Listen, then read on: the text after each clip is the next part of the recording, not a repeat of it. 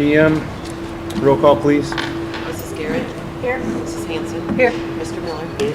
Mr. Mortensen. Here. Mr. Catalini. Here. Mr. Winchester. Here. Mr. Chuck. Here. There is a quorum. Please rise and join us for the Pledge of Allegiance. Pledge allegiance to the flag of the United States of America and to the republic for which it stands, one nation, under God, indivisible, with liberty and justice for all.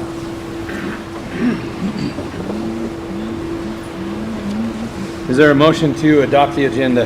So moved. I'll second. It's been moved and seconded to adopt the agenda. Roll call, please. Mrs. Garrett. Aye. Mrs. Hanson.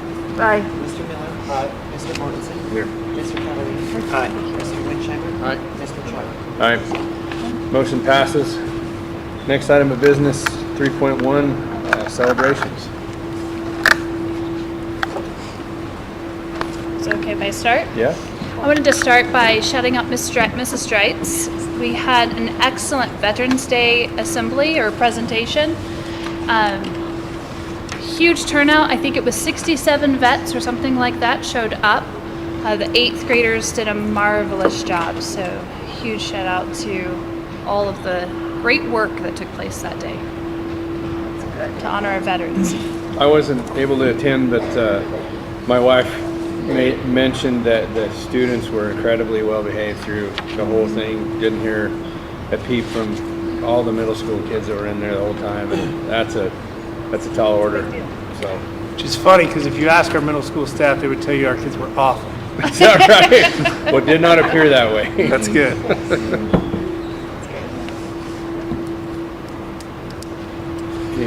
Any other celebrations? I also want to shout out Beat Digger Catering for a lovely meal. They were very friendly and courteous and served the board and admin team a lovely dinner. And are those cookies for us too, Marcia? I believe so. I think so. All the yummy. I saw them in there. So. Very good. Next item of business would be student presentations from secondary campus. We'll start with Mr. Hornbaker.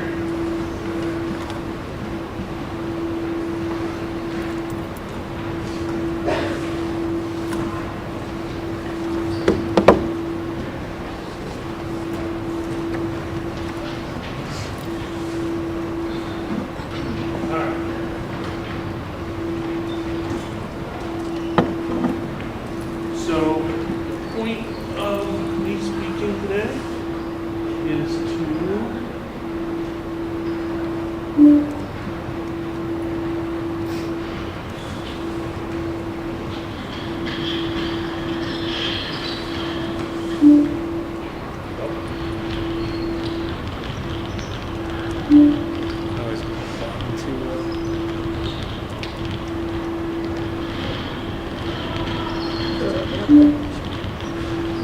Try tapping the live action, Will. See if it'll stay.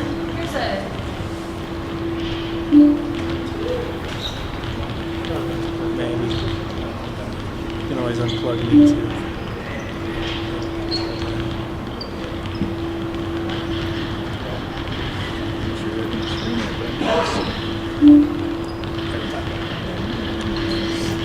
all right. So I'm gonna show you guys what we do in my video production and some of my digital media stuff. You guys will see some displays of graphics we've created, as well as my kids running through the process that we do every single game here. We refresh our graphics as often as we can. We just had media day, so that was a huge conglomeration between all my classes. They came together and we have some excellent photos. Fortunately, I don't have any of those to show you today. But we're going to run through some of the process. You'll hear me communicating with my kids in my room on the mic, just like I would if I were in the gym. You do the process through the national anthem, switching cameras, doing different graphics, doing all this different stuff. And we're always at. You guys can ready camera 2. So ready camera 2 means they're getting it into the preview window. So as soon as I say to cut, you cut to it. So it's always prepared, ready to go, so we can get that cut. So go ahead and cut camera 2. So then we can have a smooth transition between our cameras. We can switch down to this low angle when our kids are down this end of the court. I teach my kids all of these different angles and different reasons for being at those angles. We have 2 high angles on either middle side of the gym. And then we have one on the far scoreboard, one on this scoreboard. And then we can take a Chromebook and connect it to our system. And I can even run a courtside camera if we need to. So we have a bunch of different options. For wrestling, you'll see that we do like live interviews at the end of the matches. Like kids are coming in with multiple ideas. We kind of just flesh those out, see how they work. How many of you have paid attention to our live stream lately? Because we have added commentary. I'm trying to get my kids in on it. Right now it's just me, because they're afraid of mics. But me and Costa are working to try to get that together so we have commentary. A lot of them feel more comfortable with basketball, so hopefully we get something on that. You guys can run an advertisement for a common spirit. So we have cameras and we have overlays. Our overlays are our ads, our graphics, all the different things we run. These graphics are put together, cut out in our different softwares by students, and then we just run them through into the vMix machine, which runs all of our production. You guys can go ahead and run camera 3. And cut camera 3. And then if you can switch to dance cam. So then they make overlays like this, and then we get to use camera movements. So my kids up top with the mobile cameras can go ahead and focus in on certain individuals, and then we can push this up to the scoreboard. So that when on both sides they can see, and then we draw the excitement out of the crowd from these different ones. We have dance cam, we have, go ahead and put up one of the other cams.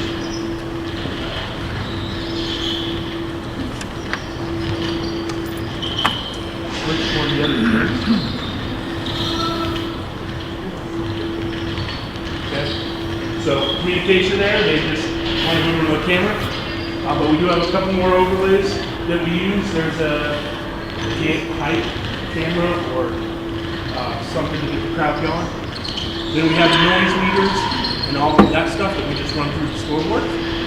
2 operating systems, 2 separate systems, but then they can work together on the back end. And then we can also push some of our graphics out to our YouTube channel. So all these kids, all this display here goes out to the YouTube channel, and then we lay in our sound, and we have our mixes to adjust our sound. So throughout the production, they'll be running different things, showing us different things, different angles, and different graphics. We even come up with graphics on the fly. So they have the program down where they go in, they create the graphic in vMix, and they just put it out. We also can push out stats. So if we are connected to our scoreboard, we can take live stats and put them into our broadcast. So that's a push this year, is to get live stats to be more of our broadcast side of things instead of just the score. Do you guys have any questions on this? Okay. All right, well, thank you for letting me present. I appreciate it.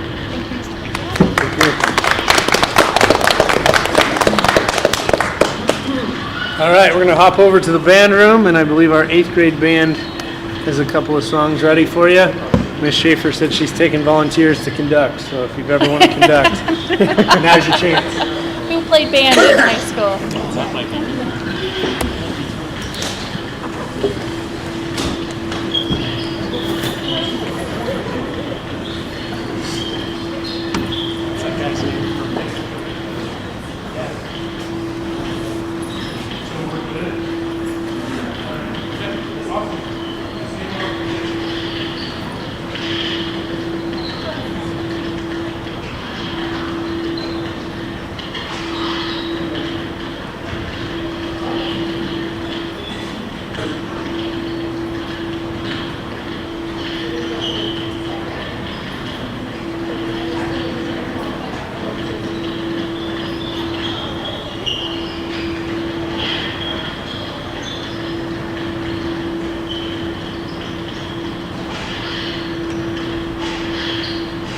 You're good.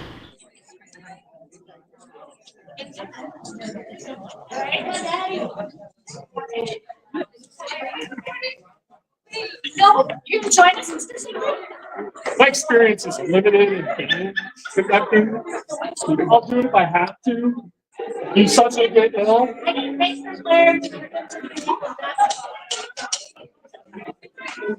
Step back. See if I can.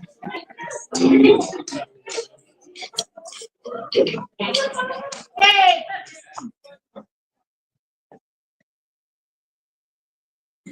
So I let them choose 2 songs that they wanted to perform for you tonight. And the first one we're going to do is actually going to be from our winter concert that we'll be performing, so you get a little taste of that concert. And then we will also be doing a piece that we did on our Veterans Day program. So we'll start first with In the Bleak Midwinter.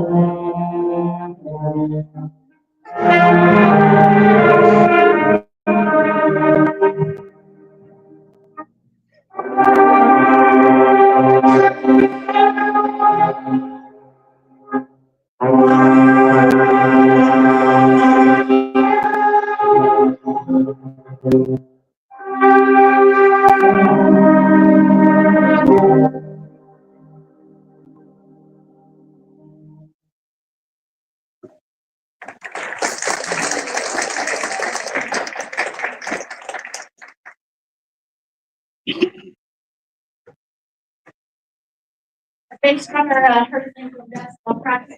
I'm going to sub in.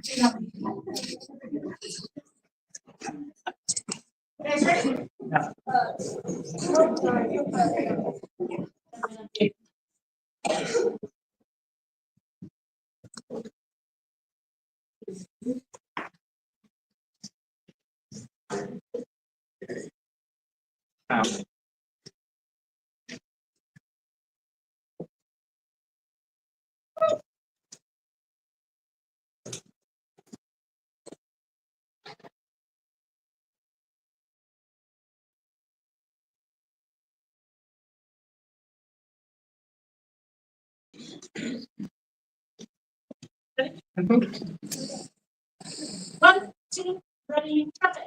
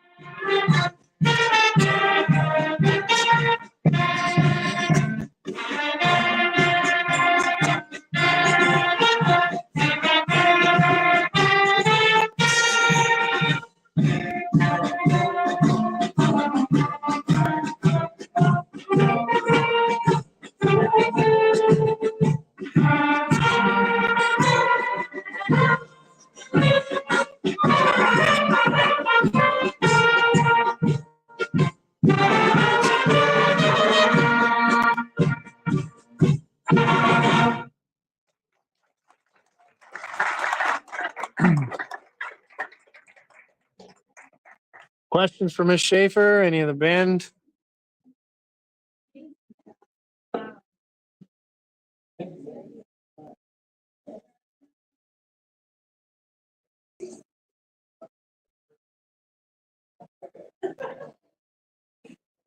Okay, thank you.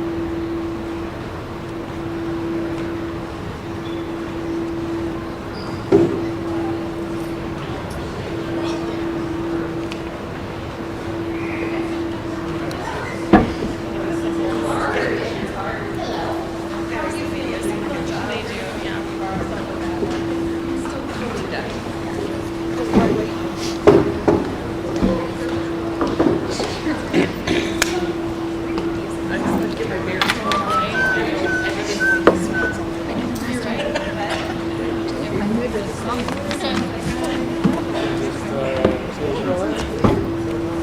when you do it.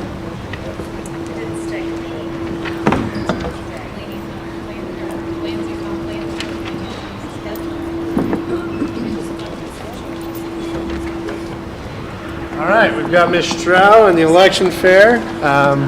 Senioritis hits a little early each year, so we shouldn't get many seniors talked into joining her, but she'll still talk about their fair that they laid out last week for everybody and what the process looked like.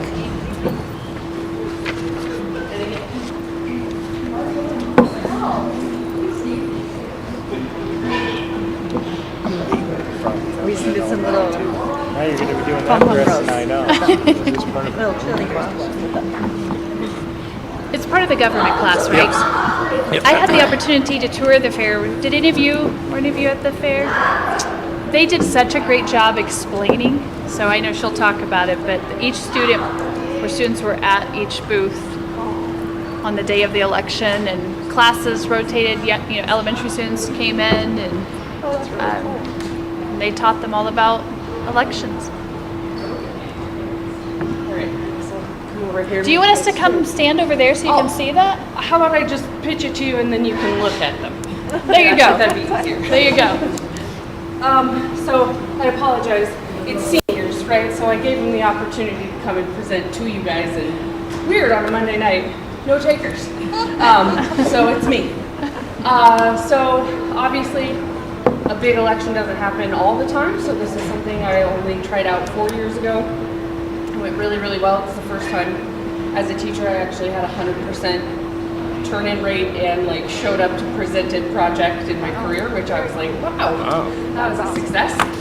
So I wanted to try to do it again this year, but a lot has happened in the election cycles and in our state and how we do things since then. So I tried to choose topics that were, the point of the project was a comprehensive analysis of our election system and what that has to do with our founding beliefs. So I divided them up into groups, and the ultimate project was to be presented in a science fair style presentation, but they also had individual research papers on diving deeper into each topic within subtopics. So within campaign funding, they could look at PACs and super PACs and dark money and how anonymous donors can shape the outcome of certain things, the role of the media within our election system, and how social media has kind of changed the game for fundraising and for candidates to get their profile out there, election identification laws, voter ID laws, in comparisons of Colorado to other states, the concept of free and fair elections and everything that goes into that, the role of secretaries of state and county clerks and recorders and things like that. So it was about a month of work. Half of that was their individual research projects, and then combining what they found in their research into what they were going to present in a bite-sized snippet, because I told them both the middle school and high school, will be coming and looking at your boards and asking questions and things like that. So I really like hyped up being ready and being prepared with information on what we stand for and how that connects to our elections. So please forgive any spelling errors. Apparently spell check is a skill that they don't find necessary when they handwrite things, only when they type. But this is just a selection of, we had 8 overall topics, and these were the ones that I had a few of them say that they wanted to come tonight, so those were the ones I had ready to go. But if anyone has any questions, I'd be happy to answer them. Just gotta speak up because I'm deaf and ears. Do you want to go look at the boards? Would you like to tour and go see them real quick? Why don't we get up and Lots of walking for you guys too. They'll sit and get. we had a big meal that Jill and her crew gave us, so it was good to get these stuff.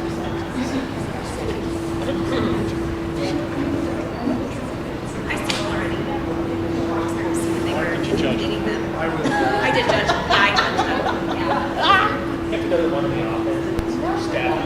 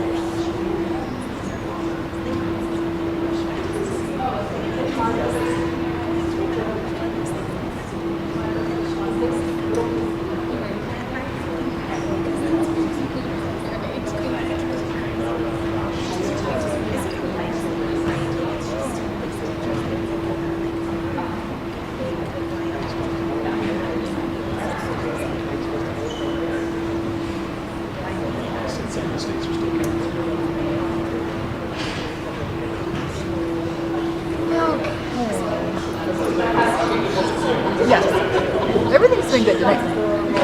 Everything's been good tonight. The tour and it's so much more like CTE, career driven, right? And you can start to see, okay, kids can do this, kids can do that. The legislative When they're little, they're process. just learning how to read and write and yeah.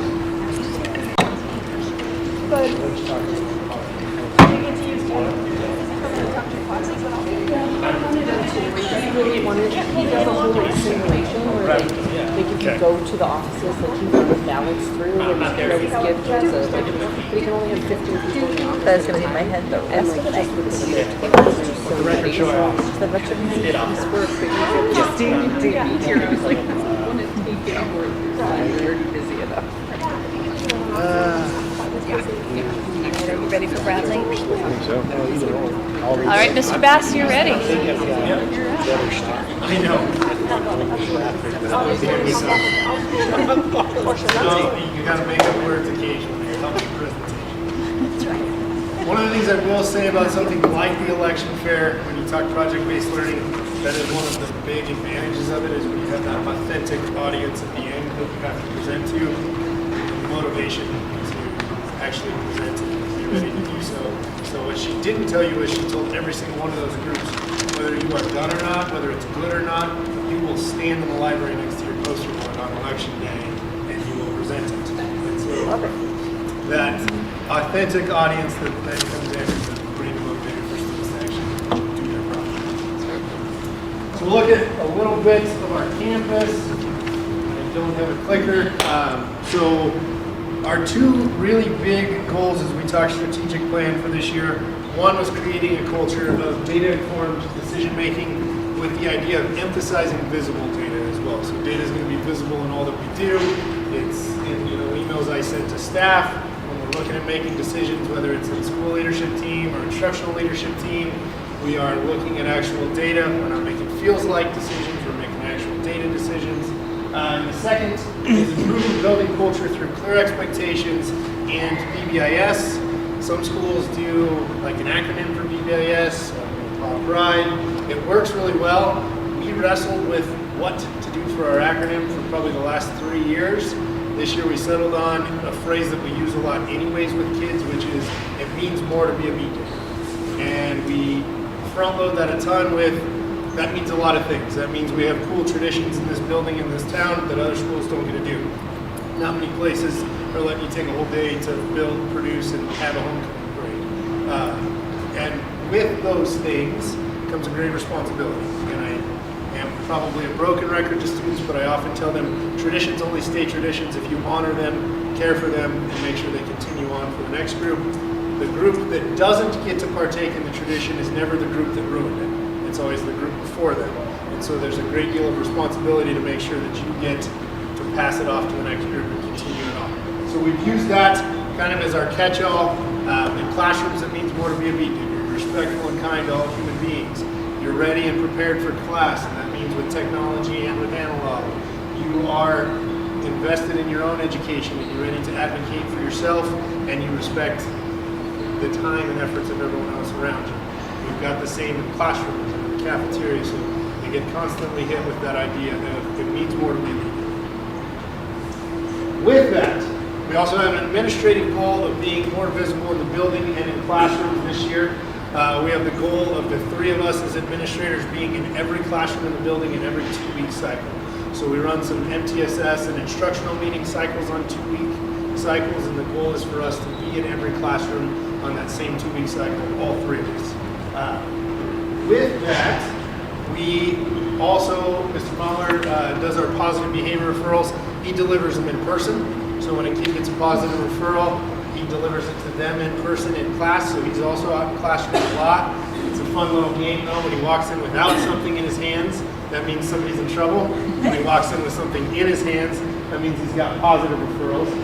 And the goal of being in classrooms that much is really 2 big portions of it. The first is data on instructional goals. And we'll talk about instructional goals in a minute, but we wanted to be out in classrooms gathering our own data on instructional goals, witnessing it firsthand.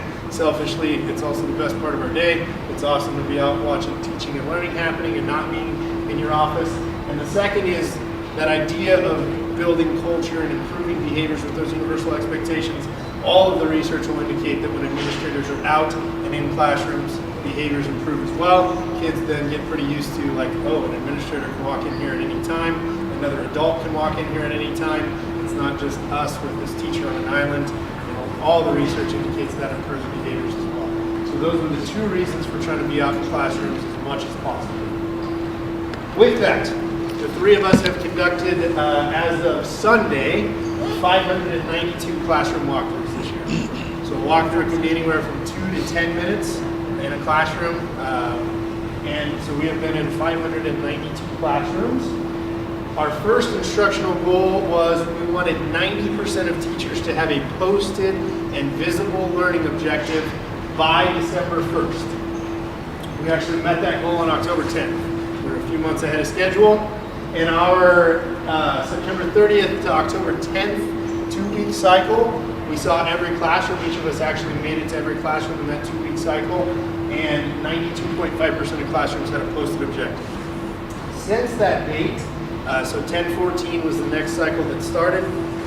Since 10-14, we're at 95%, so we've continued to improve on those visible objectives, and we're at 90.7% cumulative on all of those 592 walkthroughs. So we not only hit it in a 2-week window, and then in this short window after that, but we've also hit it now year long they've been on top of it that much.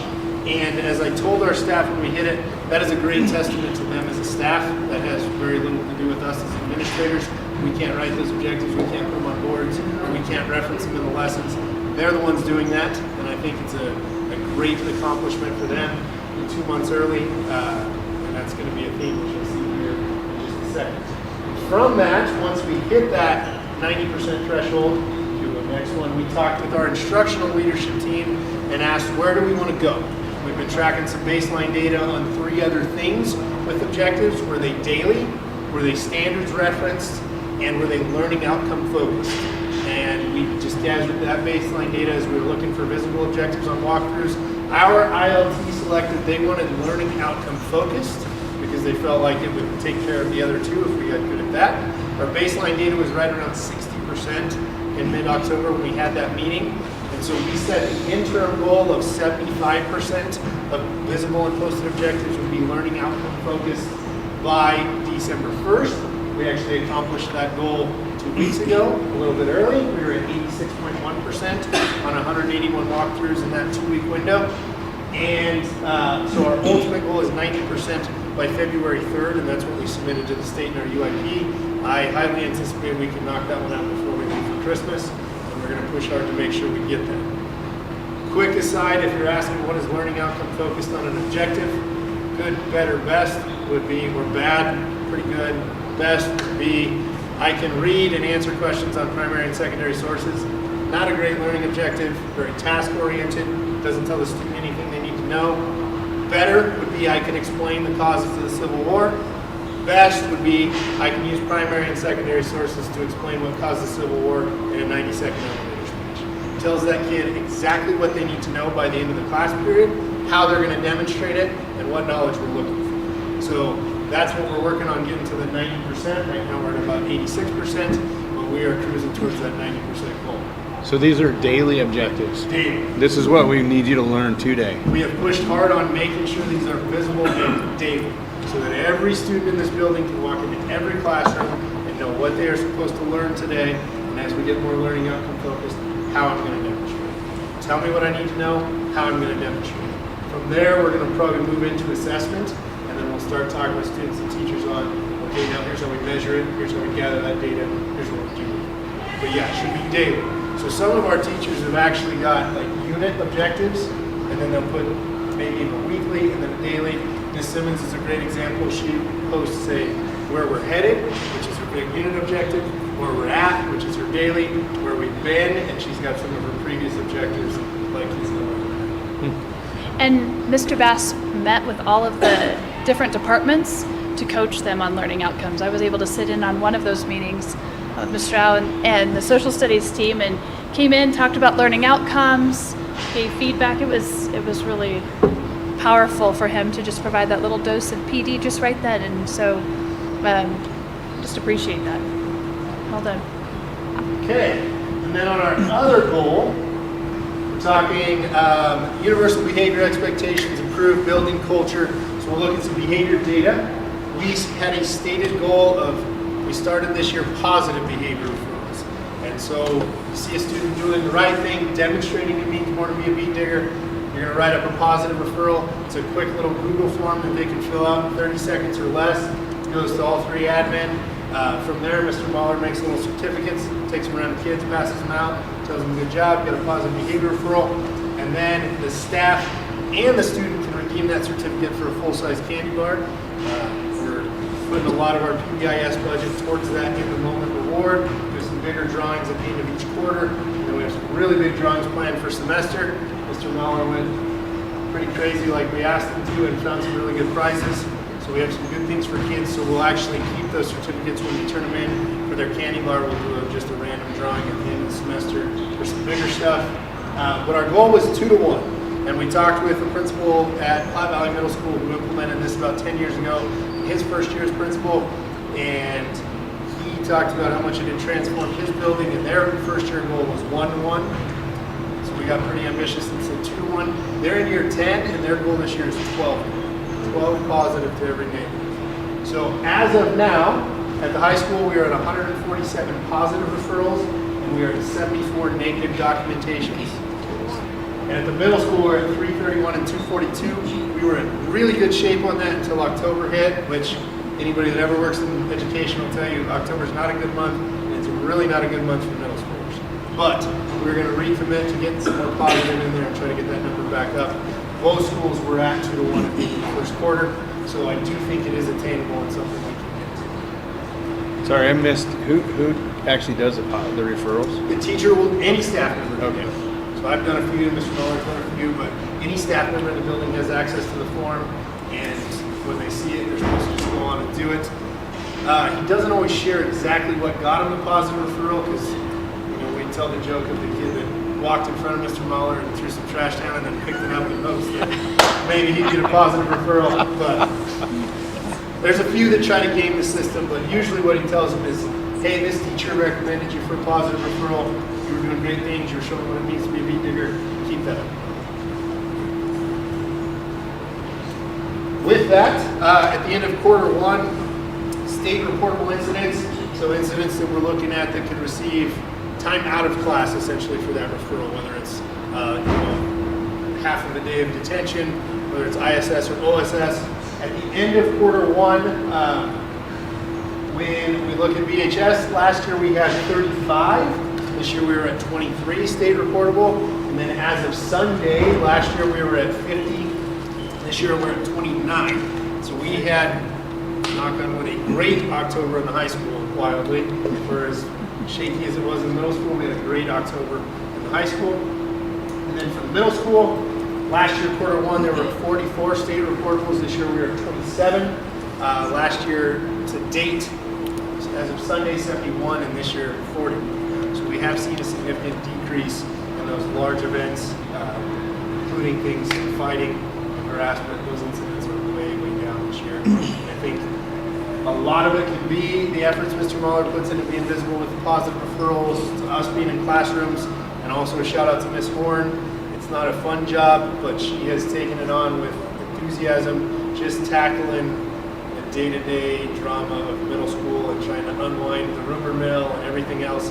She's done a great job and spent a lot of her day doing that, and that can't be understated when we talk about negating conflict in our building and state reportable incidents. She's probably stopped more than a handful of fights already this year, but just diving into that, getting to the bottom of it, and getting kids to That's about as opposite of feedback as we got last year about this first quarter. So it's awesome. So the hope is staying on top of it. Mr. Muller had a kid in his office pretty much remarked that, hey, you guys are just like really harsh this year. His response was, no, we're following policy and we're setting clear expectations, and now you know. And actually that kid hasn't been back since you had that conversation. And I want to add one piece there is that Mr. Rock can probably attest, but I've met with every teacher team but 3 so far, and every single one said this is the best start to their year, and the culture is a 180 from last year. And I think that says a lot, and I shared that with the DAC last week, and that is this admin team. That's who it is, and the staff. It's just people holding kids accountable and focusing on the positive and being in classrooms. So a lot of hard work. Yeah. Next one we have eligibility. I know we talked about it at the beginning of the year when we did the handbook ratification, and I just thought I'd bring some data for you guys on that. We did raise that bar a little bit on what it takes to be eligible. So last year at the end of quarter one, we had 56 high schoolers ineligible. This year we were at 88.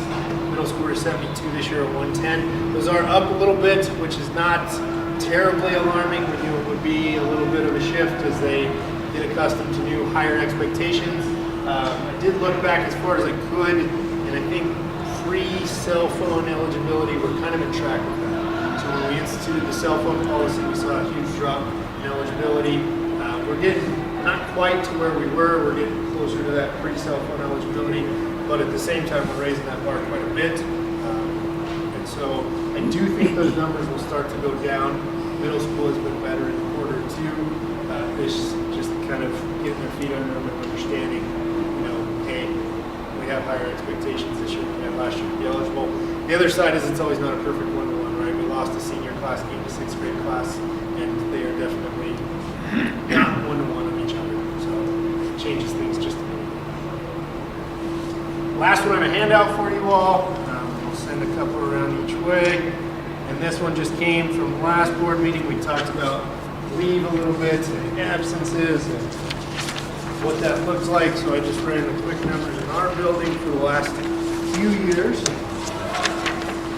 And there's a lot there, but what I'll tell you is this is staff leave time, and to understand what you're looking at total absences. So that could be for 2 periods, that could be a half a day, that could be a whole day. It's just an absence that went into the system that needed filled.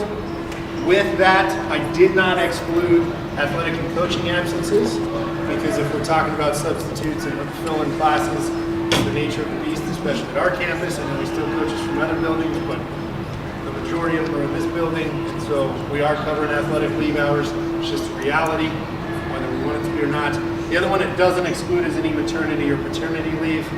So this year's numbers are a little elevated, but we did have 1 maternity leave and 1 paternity leave this year. It is contributing to those numbers being up just a little bit.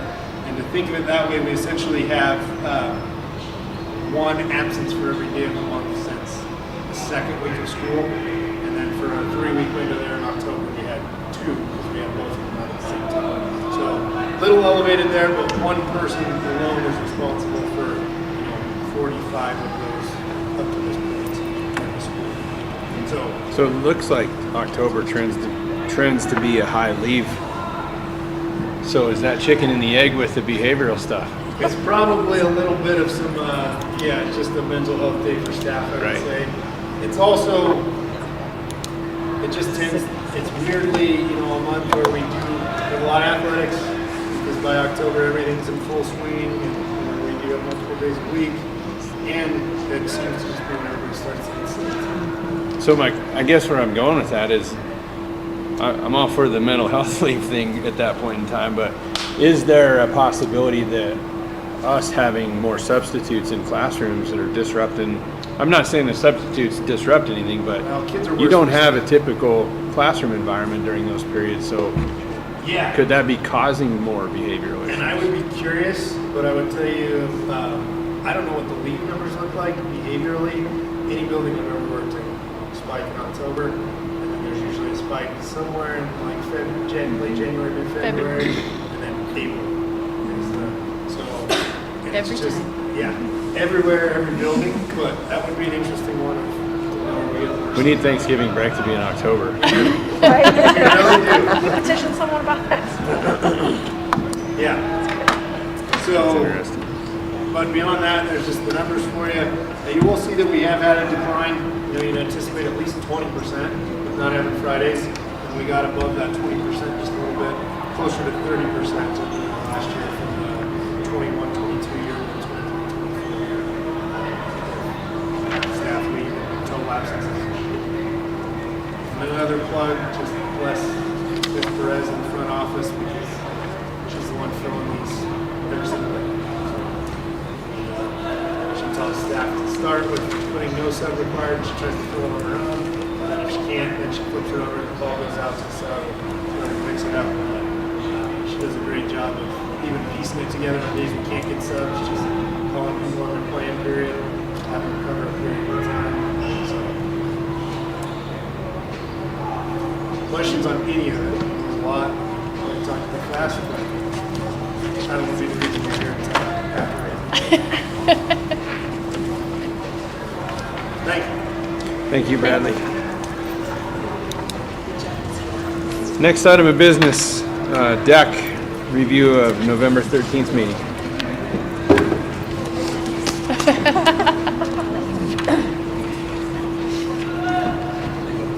Thank you, Ms. Stroud. You have to talk loud in here. We had our last staff meeting last Wednesday, the 13th. I was pretty pleased with the attendance. We had 7 pairs there, which is probably our best attendance of the year. So it's a good group. We had a lot of really good discussions. We did formally approve our DAC goals that we presented last time, which just as a reminder, excuse me, the first one is to focus on staff retention and recruitment. The second one is to provide recommendations for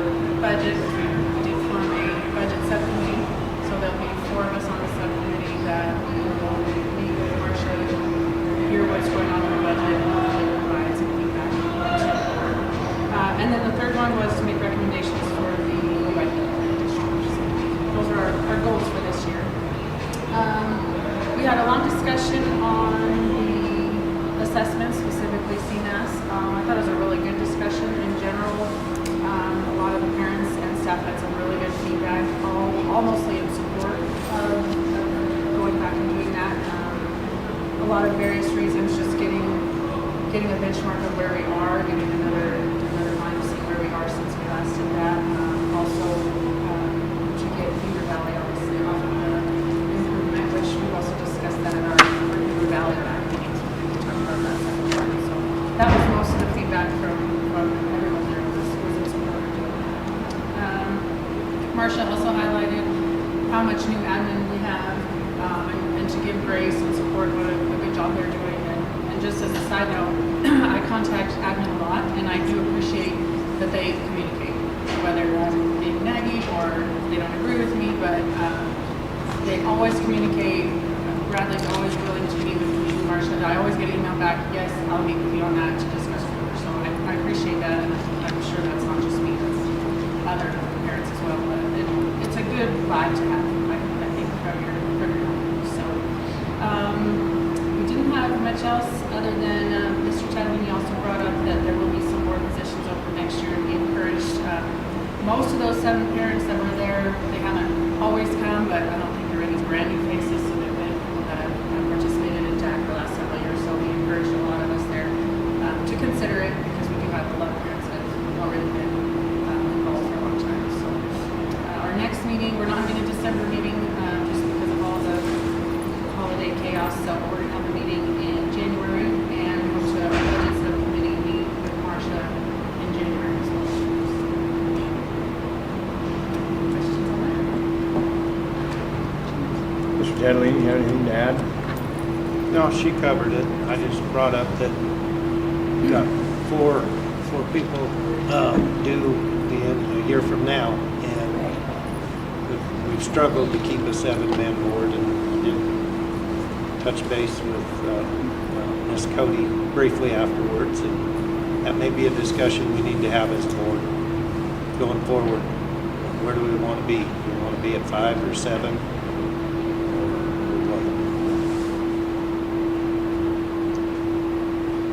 Very good. Thank you. Thank you. Thank you. Next item of business, consent agenda. Is there a motion to approve consent agenda as posted? Also move. It's been moved and seconded to approve consent agenda as posted. Roll call, please. Mrs. Garrett. Aye. Mrs. Hanson. Aye. Mr. Mill. Aye. Mr. Mortensen. Aye. Mr. Catalina. Aye. Mr. Winchester. Aye. Mr. Charles. Aye. Motion passes. Is there any community comment? No community comment. Next item of business, 8.1, board reports. Does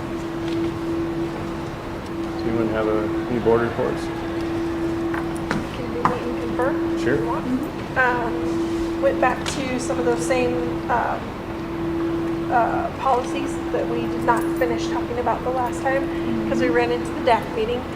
We also talked about moving the time or the date of ours so that it's not right in front of the DAC meeting, so we're not feeling like we have to finish in 45 minutes. It's a tough order when you're looking at stuff. Talked again about the general leave policy, talked about double dock days, and some really good ideas came out of some of the folks in attendance about not necessarily double docking, or you can double dock, but at the end of it, if you've only missed one PD day out of the 12 that they have, or however many it is, maybe adding another leave day that you can use the next year. Hopefully that could serve as a retention tool as well, like you get an extra leave day if you've done all your PD days, things like that. I feel people respond better to rewards than punitive actions most of the time. I don't have all my notes. I thought I did, and I do not have that sheet with me, but I think that's really about what we talked about, the agreements too, about the Civility. Thank you. The civility agreement. Had some really good ideas on how to get that out to the community in a way that doesn't feel like we're saying you've got to do this better. Really reiterating the fact that we think we do it well, and it's just a reminder that this is what we expect for all parties involved in the district. It was a good meeting. They've been really good, very positive. I feel like this year. So Collaborative. yeah, very. A couple things to add. I would just add to that is that with GBGG, I asked them to take the changes that were in GBGG and look at them over. Let's discuss it again in January. So that's why you won't see GBGG as a board action item tonight. Meet and Confer is going to discuss that again. We're going to talk about that possibility of incentives for perfect attendance on PD. Is it something we want to move forward with? Is it not? And again, that's just something that we'll discuss again in January. The civility policy, part of that conversation we also just talked about, we want to make sure it's welcoming. We don't want it to be something that, and Mr. Bass, let me know if there's any part you want to add to this, but we didn't want it to be something like, here's a civility policy, I'm great, it's you that's bad, right? We want it to be, I'm holding myself accountable to this. And we want our schools to be open to parents and community. So how do we make sure we have those conversations so they feel like, yes, we agree with this and this is who we all want to be, not something we're doing to people. So that was a big part of the conversation. And so again, we're going to continue to discuss that. That's going to go to the next admin meeting as well. Any other board reports? There's a BOCES meeting Thursday, so I'll have it for the next one. Okay. All right, next item of business, 8.2 Superintendent's Report. Right. Goal, how short can I keep? No, just kidding. I won't make any promises, right? And I won't tell you lies. So on your on the superintendent's report, if you are interested in going to the conference in December, just make sure you let me know. If that's something you're interested, we could discuss that. There is an action item for tonight to move the graduation date to May 18th. That is because we realized the grades coming back from one of our community colleges wouldn't be back in time. So we need to make sure that we just move that date. We want to get that out. That would go, that's going to the board for you to take action on, just like I said. Questions on any of that? The next piece is the RFQP. This is in your board packet. It has our logo at the top. You'll notice I put a timeline on there. You can look that over. This will go live on our website tomorrow. Mr. Murphy created a web page. He showed it to Jamie and I. That will put all of our RFQs and RFPs on that web page. We'll also send it out to people. That way it's just public and it's out there. I also put on there painting for Beaver Valley. So we've received 2 quotes, but I'm also going to put that out there just to make sure we can get see if we can get a couple more quotes. If you know of a commercial painter, also let us know. We do have a great one that's a staff member too, so we have a quote from him as well. So if you're concerned there, we just want to make sure we're getting the word out and getting the correct number of bids and quotes depending on what it is. With this project schedule, going back to this particular RFQP, for an owner's representative, it's also known as a construction manager. I'll just briefly talk about the schedule, and it can be adjusted. If this timeline doesn't work well with the board, we can change it, we can move it to ending after Christmas. Like I said, this would become available tomorrow. They could come on site for a visit on the 3rd of December. They can ask questions. Those questions are due no later than the 5th of December. I will provide, or Mr. Lorenzini would provide responses by the 10th. Those are due. Anything else on the 11th. Then, based on that, we'll look at those responses and we would send out invitations to qualified proposals. That would be shortlisted. If there's any questions, if we had a huge list, then I would contact the board and see if we want to have a subcommittee meet, or if you want to have a special board meeting, or we could invite them all those are options. However, then there would be interviews for that owner's rep construction manager on December 16th. So we need to hold a special board meeting, not a work session, because if you select an owner's rep, you would need to take action on that. You do not need to take action this RFQP, but you would need to take action on that evening if you so desired. And then the notice of who was selected would go out on the 17th, the very next day, although it would be public. If you look at the last page, actually not last page, let's look at page 4. Those are the points possible that can also be adjusted. This is just a recommendation from me to you.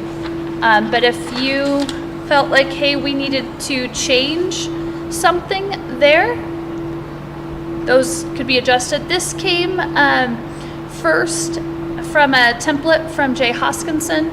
He's our CDE Capital Projects Director. And then I took one from another school district that had finished one, looked at that, and then that was morphed into that one. Those two, I should say. Use those two to create this. Any questions on this RFQP and moving forward? Do those dates jive with kind of what you had written down, or do you? I can, well, these were just, this is just for the owner's rep. This, I had kind of mapped out like when we got to hear back from all the other pieces and parties, so. Okay. But yeah, I think we hope for July, January for owner's rep. I'll double check, but that sounds right. This timeline looks reasonable to you though, from what year? I mean, I don't know how hard it is to get an owner's rep. We'll find out. A year ago, there was less money in BEST, and so there's currently more opportunities. However, BEST is going to be supposedly the state's putting more money into BEST this year, so there could be a little lean getting GCs or whatever you want to do in the coming year. So I'll just put that. I don't know. Depends on availability. We'll find out. My recollection was we had to get one sooner than later because of everything, so. And then on that, we'll talk about that actual meeting on December 16th. Correct. Later. But on December 9th is where we'll also be meeting with TEI. Okay.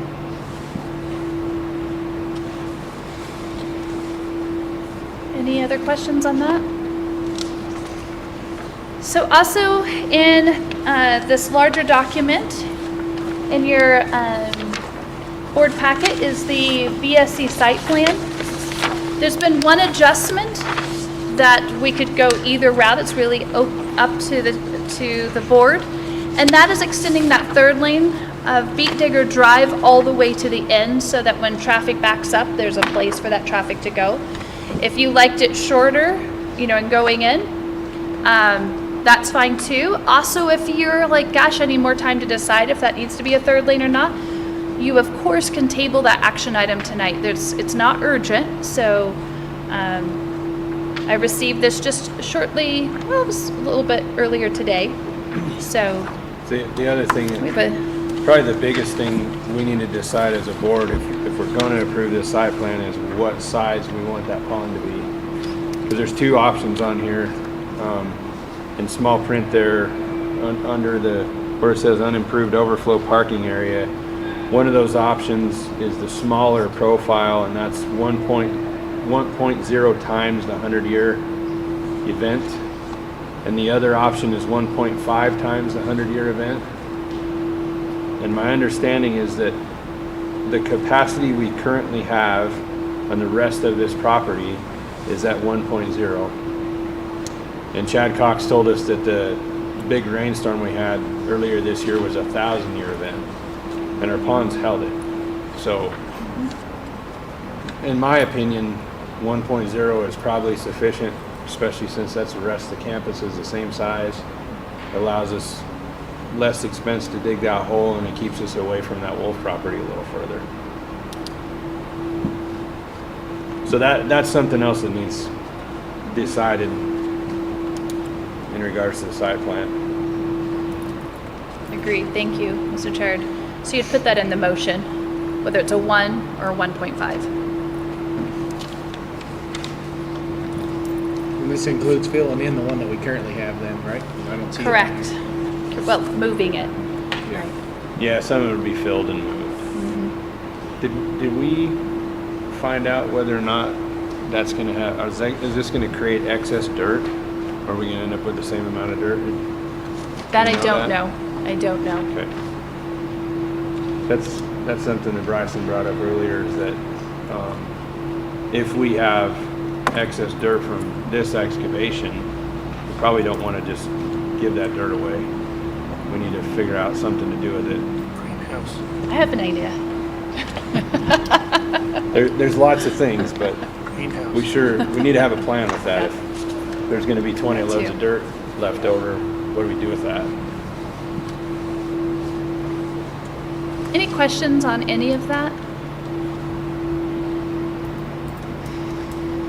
All right, another committee meeting that took place was the Preschool Policy Council, so I might just pass the baton over to Kendra if that's okay. Do you want to talk about preschool? It was a wonderful meeting. It was a fantastic meeting, and I didn't give you any warning. I can talk about it if you'd like me to. I had the honor to go. I did a very condensed financial report, thanks to Sandy and Candy. They were fantastic. And do you want to go ahead? Sure. Well, we're just kind of, I feel like this is kind of a lull in the time for us, which is fine. That's not a problem. We just finished our checkpoint, so we've been going over that data, trying to figure out exactly where we need to head for the second half of ours, so like for the second half of the semester after the first of the year. Gosh, we wrapped up parties and doing all those different things that preschoolers love to do. Gosh, that seems like so long ago. Do you mind if I add? Yeah, absolutely. So they also talked about their family engagement. Do you want to talk about the blessing? Thank you. Fox, go for it. Oh, yeah. So we've been hearing a lot of conversation about, families. We serve, 60 to 65% of poverty families, and so really thinking about ways that we could reach out to them. And something that really our group really thought, birthdays is a struggle. Sometimes you can't put a cake on the table for your kid, and for some of us that would be a very hard thing to not be able to put that on the kids. So we're sending out a flyer to create these birthday boxes. So if anybody in the whole entire district can use this QR code, they can scan it, they can put a family member on there, they can put a family that they know that they think would need one, and then we're taking donations district-wide as well. So our family partnerships, Michelle and Aaron, will be kind of leading that up and making sure that any family gets a birthday box. Inside is a cake mix in a throwaway pan, a can of soda, because you can replace the eggs and the milk with a can of soda, and a little thing of candles and birthday balloons, so they can kind of help enhance those little parties at home. So if you see those around, or if you know of somebody or a family, you can scan that QR code. It'll go out, I believe, at the end of this week, and we sent out 2 last week, and they were a huge success. The parents were grateful. They were actually brought to tears because they were very glad to get them and be able to celebrate that with their kids. So yeah, that's been a huge drive of ours, is different ways we never know what people are going on at home, and how can we help them out, and sometimes it's just those little things that we can help make their day better. So those birthday blessing boxes, it's just it's a great idea. And there's a blank birthday card in there as well, and candles. Another piece that was brought up is the high number of volunteers that they have this year. Over 20 volunteers in the preschool this year. So that's fantastic as well. So just a lot of success. It's nice to be a part of that committee meeting. Thank you, Kendra. Next, you see your personnel report. That is in your packet. And as an action item, you have some policies for first reading. All of the policies are in your packet. I'll go through them briefly. When a policy is in first reading, it's not open for discussion yet, because this is just the chance for me to introduce it to you. And then you have a month to review it, and then we'll discuss it in December. The first one is policy GBGAB. This is the first aid training policy. This came from a recommendation from our district safety committee. They are proposing that every staff member is trained in CPR and first aid, and to give some time and space to get that done. So right now we have until September 1st of 2026 to get that in place. We have a great district nurse, Lorraine, who is trained to provide that training. And we also have another staff member, Paula Costa, and they think they could get some other people to help us with that. So look that over. We'll discuss that in December. The next one is GDD. This is support staff vacations and holidays. So I became aware that we've had a practice for at least 10 years to give the day before Thanksgiving and New Year's Eve and Christmas Eve, I believe it was, or the 3 that were not in policy before. And so, but it's been practiced to give those to our 260-day employees. Those are the year-round employees. So I'd like to put what we're doing in practice into policy. If that's what we're doing, let's just do it.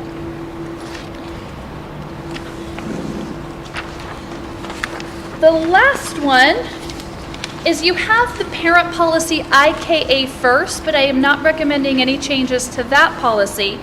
The actual change is the the regulation, and it looks like this. It's blue. It's English on one side and Spanish on the other. So your parent policy IKA, if you look at number 2, which would be on page 2 of that policy, talks about the parent guardian request for exemption. It's part of our state statute, is a parent can exempt if they feel like, hey, I don't want my child to participate in a state assessment. So they would ask for, once approved, they would ask for this at the school office. They would fill it out, sign it, and give it to the school principal. We'll not be sending them out in mass mailings or emails or whatever, but they will be available as a regulation as required in that parent policy IKA. So those are the policies for first reading. For second reading, grab my policies. First one is policy DAB. This is one that our legal counsel, Holly Ortiz, recommended that this is her language that I've added to it. I did put $10,000 as the amount, which correlates to our procurement and bidding policy. However, my recommendation to the board is to hold off on moving this policy forward as well. And instead, what I'd like us to do is to look at our procurement and bidding policies as a whole. So bring up all of those policies, our procurement and bidding, so that they all align and make sure that we're clear on all of them. We'll review those, look at this one, see if any language needs to be tweaked, if you like how the language is. This is a great opportunity because we have a new financial director, Sandy, so we can just, all of it's there. Same with Mr. Lorenzini, and he knows what he's required to do, so it just keeps everything clear. Questions on DAB or thoughts? And again, I'm recommending we talk about this again in December. I'll bring those other policies to first reading in December. The next one is GBGG, which you've already heard. Hey, we're going to bring this back. It's not going forward yet. And I know it seems like this one has been in second reading for a while, but it's very important that this is 100% correct. It's exactly how we want it to be. So the big change in this policy is you'll notice that instead of a narrative format, it's more of an outline format for clarity purposes. The way it was written before in that paragraphical form, it was hard for people to decipher. That was my thoughts and also the feedback I heard from others. The way GBGG is written right now, I could give to a new staff member, and I believe they would understand what their general leave looks like. So the entire policy is in essence new because of the format. The content is the same except for if you go to page 2, where it has the holiday and vacation periods and professional development days restrictions. That's what Mrs. Garrett was talking about a few moments ago that we were talking about at Meet and Confer. And that is that it's just continuing with the same language and the same practice that we do for holiday and vacation periods we would do if you miss a professional development day. And so instead of changing that language to align to be one thing for PD days and a different thing for holiday and vacations, which get really difficult, we just thought, what if we incentivized it instead? One of the comments that had come from Meet and Confer was, hey, could we take into account PD days? The difficulty of that is, okay, what is that? How do we quantify that? Is that 80%, 50%? Is that, what if it's the first PD day? Is it the second? So we're like, if it's just as clear and as simple as it can possibly be, and just put it the same way you do holiday and vacation days, and then enforce it, reinforce it through some positive measure, that might be the route to go. So again, we're asking for this one to remain in second reading. This one until January. Meet and confer, we'll meet again in January, and then I'll have any proposed changes at that time. Questions there? All right. Since we're leaving them there, it makes it, and they've been there, so it's nothing relatively new. The last policy is the policy for the third and final reading, that is BG.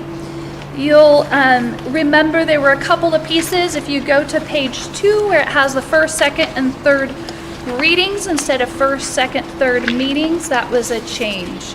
Also, we had a discussion about keeping that first vote in the second reading, which we did as well. And this one is an action item for tonight. President Chart, that's all I have. Very good, thank you, Marcia. Mr. Chard, just real quick, I pulled my timeline, and so yeah, I had a higher owner's rep like that November, December timeframe, so I think Marcia's spot on with Okay. what I remember from the other meeting. Okay, So, thank you. yeah. Very good. Next item of business, 9.1, change 2025 graduation date. Is there any action here? I'll move to approve changing the 2025 graduation date to May 18th, 2025. It's been moved and seconded to move the graduation date to May 18th, 2025.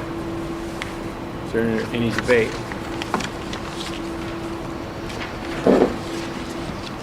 I'll just say I am looking forward to us having a structured calendar committee.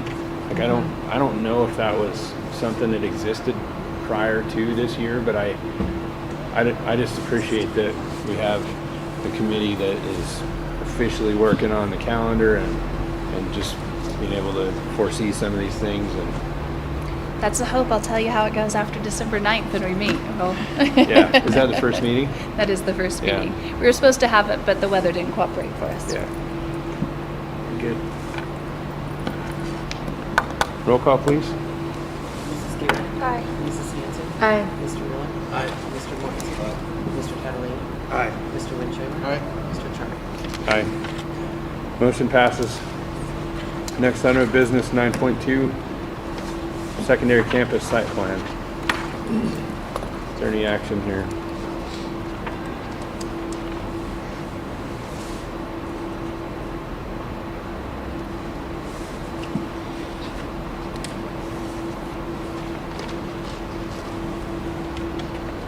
Or any questions? Just for clarification of process, we currently don't have a stamped and approved site plan in the secondary campus in the city. Correct. And conversations have yielded that this phase 1 site plan will satisfy their current request. As far as the feedback I have received so far, it hasn't gone to them for approval yet. Because if I recall, I think that was the primary indicator in the letter that we received from the city without a compliance. So I just want to make sure The board was so, satisfies.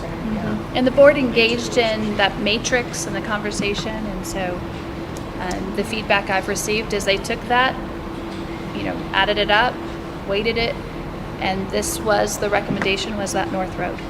So that's why we moved forward that route.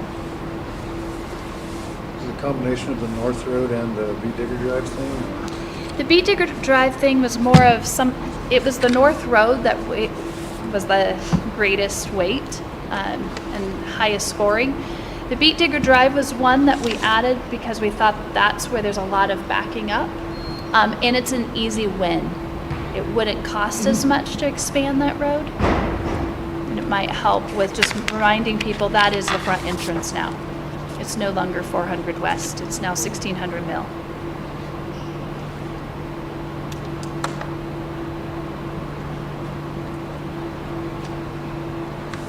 So if we approve this phase 1 site plan tonight, what is the next step in that process? The reason I ask is we still have a special committee, board committee, that was tasked with working on this, and so is that the next step, is that committee would then dialogue with the city along with you, or what? How do we anticipate that? How do we want to do that? We can certainly engage the subcommittee. However, we actually engage the entire board during that work session. So now it's ready. Once the board approves it, I'll send it to Mr. Purvis for approval. That would be the next step. And then once approved, then it would come back to the board. Okay, now what do we want to do? What, and he may have feedback. I'm not sure. That's a possibility. Then you might have to go to bid for the dirt work, and what is your timeline for that? You would need to decide that. So is there still a question around the 3 full lanes on Beat Digger Drive then, or is that? That's just a possibility. You don't. And if you have recommendations, Mr. Cox has been wonderful to work with, and his company. And so, if there's things that the board would like to see or not see, those are things we can change. I guess my question would be, is this like a recommendation from Mr. Cox, the 3 full lanes, or is it, I mean, he changed it for some reason apparently, so. I actually dialogued with him and Mrs. Cody about that, and the reason that I felt like it might be a good idea to add a 3rd lane on the into the north road, so it'd be the south end of that street, is that when you're sitting in that lane during pickup, and that traffic basically backs up to the top of that hill, there's no way to be able to turn left onto the north road or get to the middle school parking lot without going into oncoming traffic. And that's probably a 30-minute time period, 15 to 30-minute time period every day where you have to drive into oncoming traffic to turn left there. And there are, I mean, every time I'm sitting there are cars that do that. So in order to actually enter the building or go into that parking lot, you drive into oncoming traffic. So the idea, if I understand correctly, would make that westbound lane coming in is what would trickle into the loop then. And Yeah. Then the east side would be like a left turn lane. Yeah. At North Road. Yeah. That makes some sense. So basically, you've got 2 turn lanes, a turn lane on each end of it.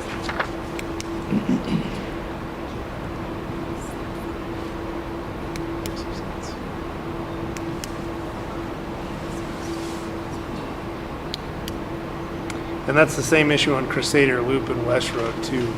'Cause I think what people originally decided was, well, then I won't turn in on Beat Digger Drive. I'll go around and come in off of Hospital, but that backs up too. And it's even worse over there because people will go into oncoming traffic and there's the turn. So it's every day. He is not incorrect. Every day we have somebody that'll have to drive on the wrong side of the road so that they can get around it. And usually it's I'm driving into oncoming traffic, so I'm gonna hammer it so I get there quick and nobody sees me, and there's kids crossing the streets, and it looks like a mess to me without a turn lane there. So you think this cleans it up, so it'll be I think it would help that. smoother? Well, that, I think priority 1 is developing that Wolf property and those 2 access points. And then it would be my opinion, or thought, that we probably then address if that second step, which is expanding Beat Digger Drive, needs to occur or not, based on what type of traffic it relieves. Perfecting Wolf accesses relieves off of Beat Digger Drive. The only thing I would ask is if we've got paving machines and stuff set up to work on this side of the property, would it save us money to do both of those pieces at the same time? Fair analysis of the overall decisions that are made, but there's budgetary requirements, restraints. Yep. Constraints. Say, well, I don't think by approving this site plan that we are saying all of this right now. No. And I'll type up a cover letter with it that says that. Timeline is to be determined.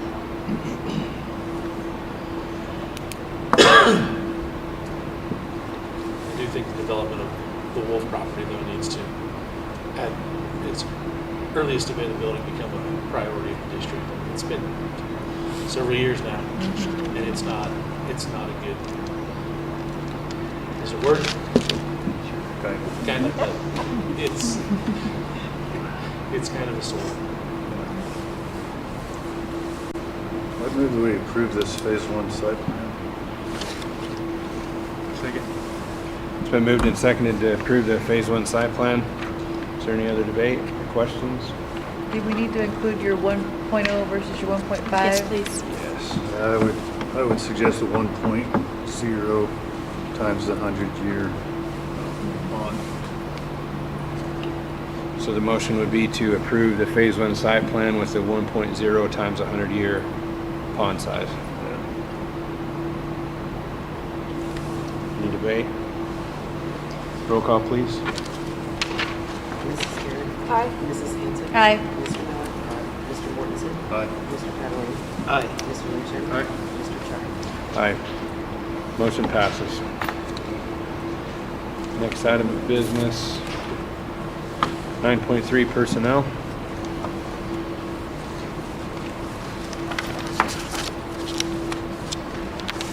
Move to approve the personnel report. Second. It's been moved and seconded to approve the personnel report. Is there any debate? There is no debate. Roll call, please, Sandy. Mrs. Garrett. Aye. Mrs. Hanson. Aye. Mr. Miller. Aye. Mr. Mortensen. Aye. Mr. Catalina. Aye. Mr. Lynch. Aye. Mr. Chuck. Aye. Motion passes. Next item of business, 9.4, policy BG, final reading. I move to approve policy BG to final reading. I'll second. It's been moved and seconded to move BG to final reading or approve it as final reading. Is there any debate? There is no debate. Roll call, please. Mrs. Garrett. Aye. Mrs. Hanson. Aye. Mr. Miller. Aye. Mr. Mortensen. Aye. Mr. Catalina. Aye. Mr. Lynch. Aye. Mr. Chuck. Aye. Motion passes. Next item of business, information items. So the regular board meeting for December 9th, or in December, would be December 9th this time, second Monday at 6 p.m. That'll be at the district office. Do you have anything to add on that? Just one thing, I've had several staff members tell me how much they've appreciated the board coming to the schools and touring the school and seeing the schools, so thank you for that. The feedback has been very positive. They said, like, thank you for coming in and seeing and being a part of the school, so thank you for your time. Also on that December 9th date, again, Mr. Tremaine will be there, Mr. Everall will be there, and it'll be the night that you'll approve the mills.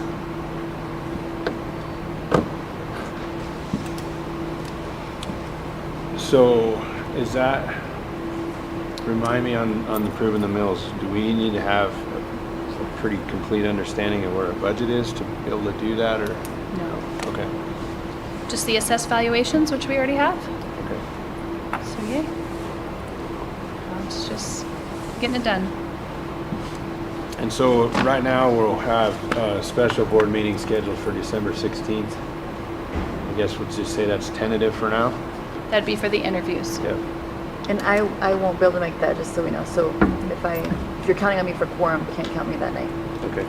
Thank you. Thank you, Brandy. Uh-huh. And then just a reminder on board retreat, it'll be June 20th and 21st.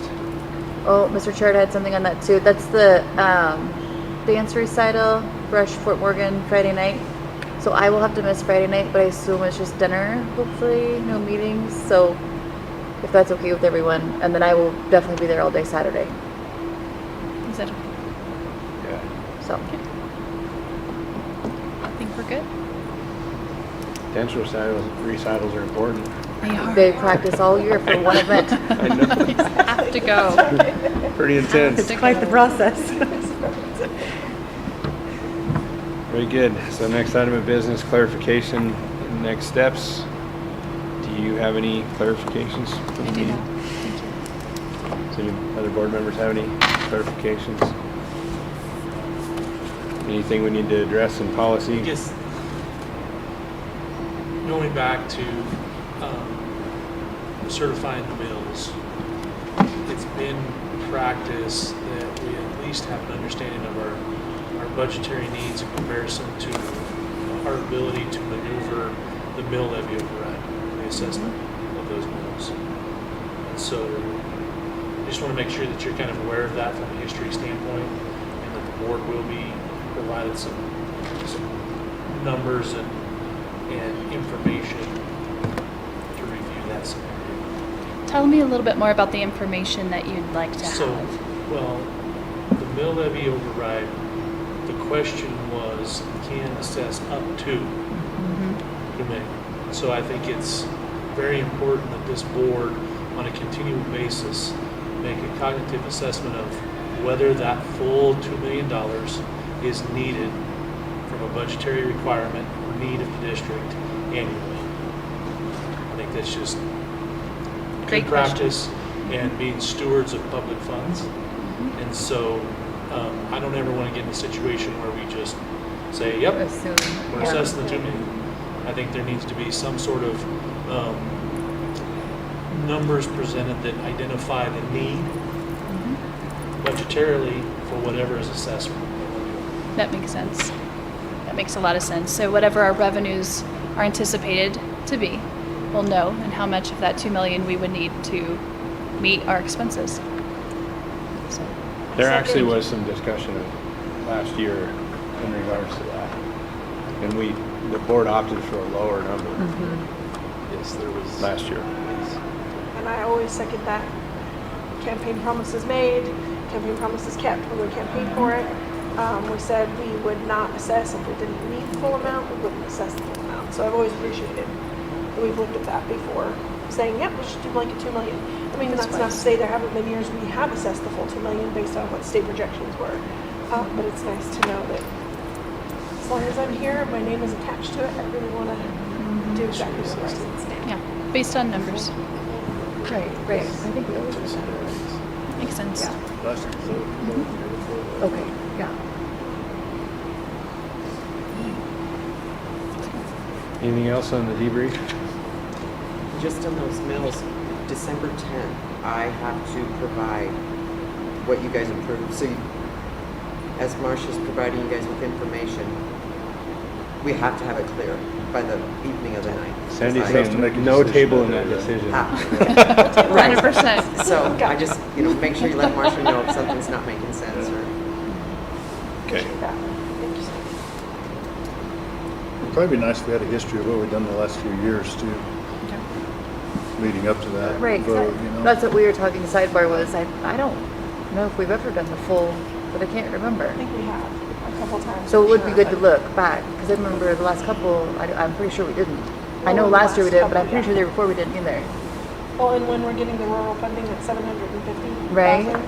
when we know that's going to hit, or when we hear rumors of it going to hit, we kind of say, take it down a little bit, but. I think that's why it's red, yeah. You have the whole picture ahead. You have the history, know what the revenues. That'd be good. That makes sense. Very good. Anything else? There's no further business. Meeting is adjourned. Mr. Martinson, I want you to look at your watch. I'm impressed. I'm amazed. There's no executive session. Brad, you should say that every meeting. Sometimes helps to set goals. He's giving us a hard time. We're giving Bradley. Well, I'm going. Don't forget your cookies. I know. Yeah, don't